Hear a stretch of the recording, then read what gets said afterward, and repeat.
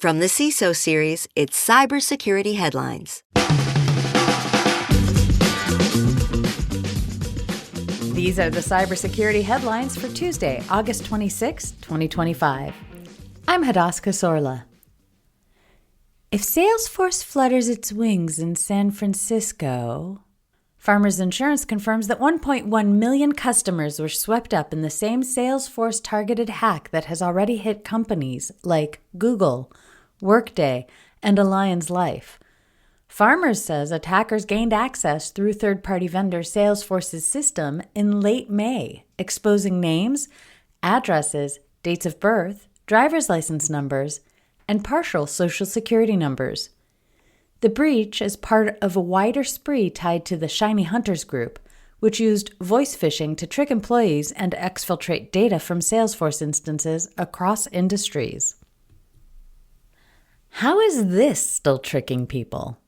A global phishing campaign is blasting out fake voicemails and purchase order emails to trick people into downloading malware.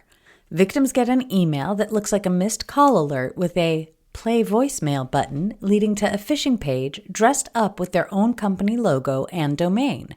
From there, they're pushed to grab a zip file carrying UpCrypter, a JavaScript loader that installs remote access tools for spying and theft. The campaign, active since August, is hitting industries from healthcare and manufacturing to retail and construction, with major activity seen in countries including Austria, Canada, Egypt, India, and Pakistan.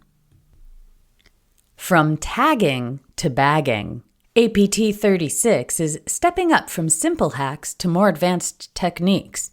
Known for defacing Indian websites and stealing sensitive data, the Pakistan Link group is still going after Indian government agencies, but this time with malware aimed at Linux computers. The attackers sent phishing emails disguised as routine government contract paperwork, such as purchase orders or bidding documents, to trick officials into opening them. Inside were malicious files that downloaded malware from Google Drive, displayed a decoy PDF, and quietly gave hackers a foothold for spying. Fake tech support. How can I steal from you? A cybercrime group known as Cookie Spider is behind a new macOS campaign spreading Shamos, a variant of the atomic macOS stealer, through fake tech support websites and malicious ads. Victims are told to copy-paste a fix command into terminal, which bypasses Gatekeeper to install the malware. Once in, Shamos steals browser logins, keychain secrets, Apple Notes, and crypto wallets, and can even drop spoofed apps like Fake Ledger Live. Active since June 2025, the campaign has targeted more than 300 environments worldwide, according to CrowdStrike. A huge thank you to our sponsor, Prophet Security. Security teams are drowning in alerts. Many companies generate upwards of 1,000 or more alerts a day, and nearly half go ignored. That's where Prophet Security comes in. Their AI SOC platform automatically triages and investigates alerts, so your team can focus on real threats instead of busy work. Faster response, less burnout, and lower risks to your business. Learn more at profitsecurity.ai. Does this bug make my container look vulnerable? A critical bug in Docker Desktop for Windows and macOS allowed containers to break free and take over the host. By abusing an exposed API inside Docker Desktop's lightweight VM, an attacker could mount the host drive and run a privileged container with just 2 HTTP requests. The flaw bypassed isolation features, but only affects Docker Desktop, not Docker Engine on Linux servers. Docker fixed the issue in version 4.44.3 on August 20th, and users are urged to update. I'm going to need you to itemize this attack in your hotel expense. A Chinese linked group known sometimes as Earth Estries or Fishmonger or the ever-memorable UNC 6384, has been identified as the actor behind a campaign that turned Wi-Fi logins at hotels, airports, and conference centers into espionage tools.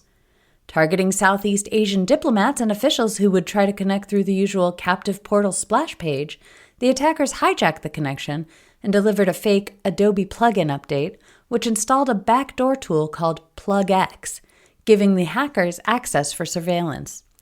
Google's threat analysis group says it detected the activity in March. The findings were released this week. Serengeti? More like Serengatum. Interpol's Operation Serengeti 2.0 was one of the largest cybercrime crackdowns in Africa, resulting in 1,200 arrests, $97 million recovered, and more than 11,000 malicious infrastructures dismantled. The 3-month sweep was backed by investigators from 18 African nations and the UK, and it targeted ransomware, business email compromise, and crypto scams that hit nearly 88,000 victims, with almost $500 million in losses. Highlights included busting a $300 million crypto fraud in Zambia tied to human trafficking, seizing $37 million in illegal mining rigs in Angola, and dismantling transnational scams in Côte d'Ivoire. Interpol credited intelligence sharing from companies like Kaspersky, Group IB, and Fortinet. Steganography isn't a dinosaur. Researchers revive it in an AI injection attack. Security researchers at Trail of Bits, Kikamura Morozova, and Suhasabi Hussein have uncovered a new attack that hides malicious prompts inside everyday images.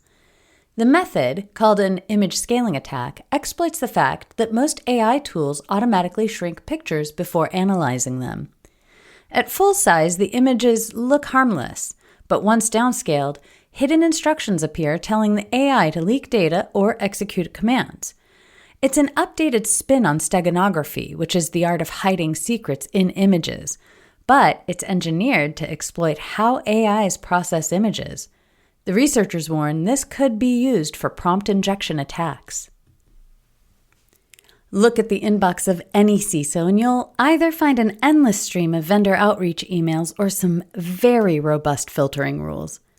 Every CISO is quick to point out that the current vendor playbook is vexing and inefficient. So how can the industry create meaningful contact between vendors and CISOs rather than just default to volume? That's one of the segments we dig into on this week's episode of the CISO Series podcast. Look for the episode, New Study Finds, No Email Has Ever Found You Well, wherever you get your podcasts. If you have some thoughts on the news from today or about the show in general, be sure to reach out to us at feedback@cisoseries.com. We'd love to hear from you. Reporting for the CISO Series, I'm Hadas Kasorla, and I'm probably not an AI. Stay alert, stay patched, stay hydrated. Cybersecurity headlines are available every weekday. Head to CISOseries.com for the full stories behind the headlines.